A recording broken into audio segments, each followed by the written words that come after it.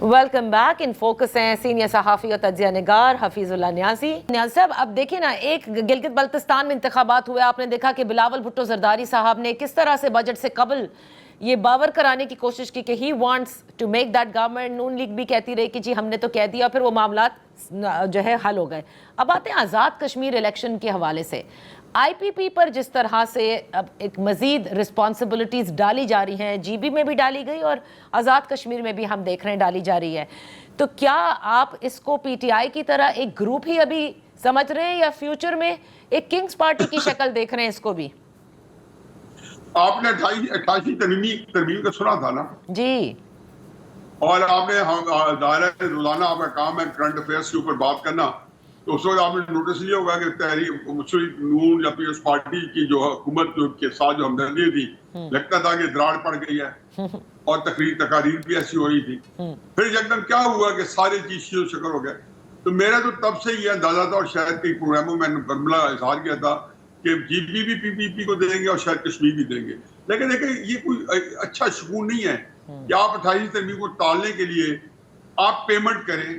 मैं ये समझता हूँ कि जो भी 1.1 ट्रिलियन रुपया जो पैसा इकट्ठा किया गया है या 1100 अरब रुपया जो इकट्ठा किया गया है, जो कि जरूरत थी किसी पाकिस्तान के आला मकासद के लिए, तो वो लेके तो अगर आप हुकूमत लें या आप मुखा करें, तो कभी आपने ये भी देखा कितने ऑर्गेनाइज तरीके से पाकिस्तान के अंदर पैसे का लेन देन हो, जहाँ पे आप हुकूमतें खरीद रहे हो। मेरा ख्याल है कि पीपल्स पार्टी ने जो है ना, सिंध के फंड में से बहुत सारा फंड जो है कोई 350 अरब या 450 अरब रुपए दे के बलूचिस्तान और सिंध की तरफ से, तो वो दो हुकूमतें भी ली हैं और वक्ती तौर पर 28 तरमीम को भी डाल दिया है। अच्छा, ये बात, इससे ज्यादा ना आप कुछ पूछे ना मैं। जिन लोगों को समझ आती है वो समझ जाए, जिनको समझ नहीं आती उनके हक में दुआ करें। अच्छा, क्योंकि इब्तिदा में आपने कहा जो तारीख हमारे सामने है कि किस तरह से फैसले हो जाते हैं, कौन कब जेल में है और कौन कब निकाला जाएगा, इसमें आप इमरान खान साहब को बतौर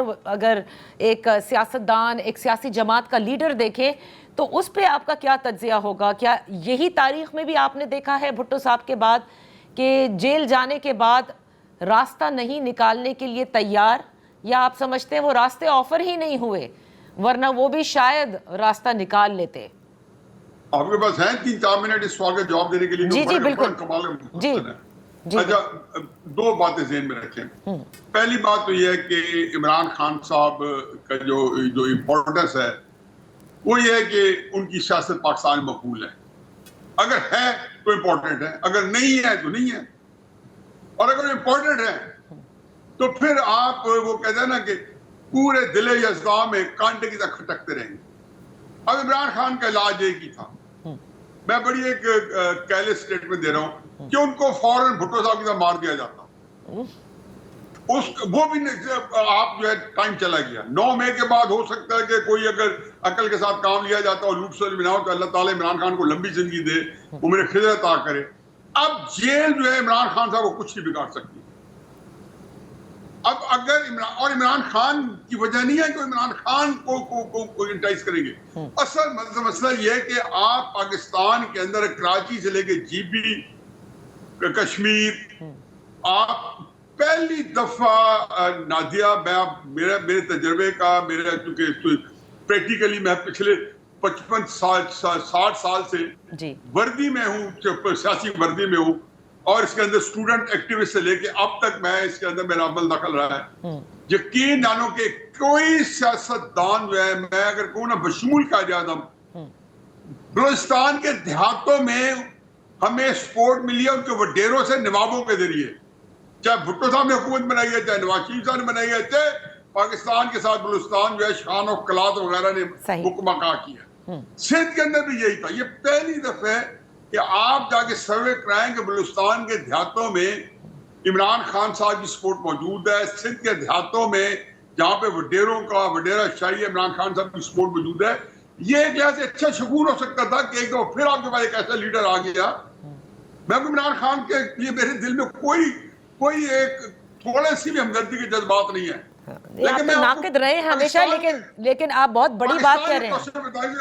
आपके पास पहली दफा एक बंदा आया कि जो फिर पूरे मुल्क को जेल करके बैठा है कि जहाँ पे कश्मीर के अंदर एक मूवमेंट चल रही है, बलूचिस्तान के अंदर آپ کسی دو شہریوں کے جان مال عزت کی حفاظت کرنے سے حکومت قاصر ہے.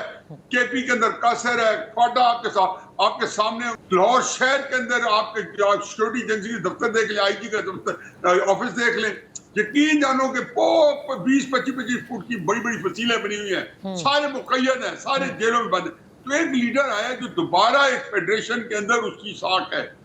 پہلے ہم نے پیپلز پارٹی کو ایک صوبے تک محدود کیا, پھر مسلم لیگ نون کے پاس تو تھوڑی بہت پاکستان کے اندر کے پی میں اور کچھ کراچی میں اور پنجاب میں بہت بڑی حد تک ایک سپورٹ تھی, اس کو ہم نے ختم کر دیا, سیاسی سپورٹ ہی ختم کر دی.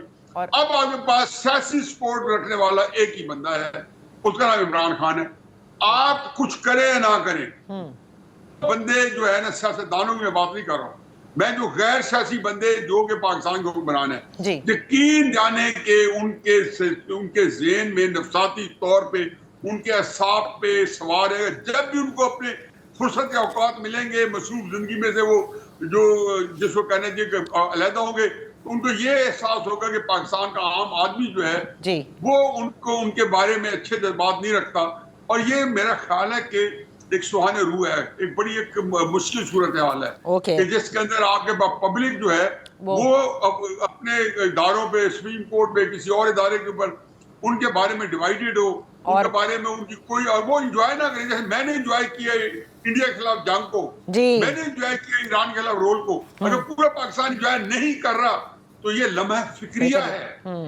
صحیح, اور یہ آپ کی ساری کہانی ہے جس کا یہ لب لباب ہے. بہت بہت شکریہ حفیظ اللہ نیازی صاحب فار بینگ ود اس آن دی شو. اسی کے ساتھ پروگرام کا وقت ختم ہوتا ہے. کل تک کے لیے اجازت دیجیے. اللہ حافظ.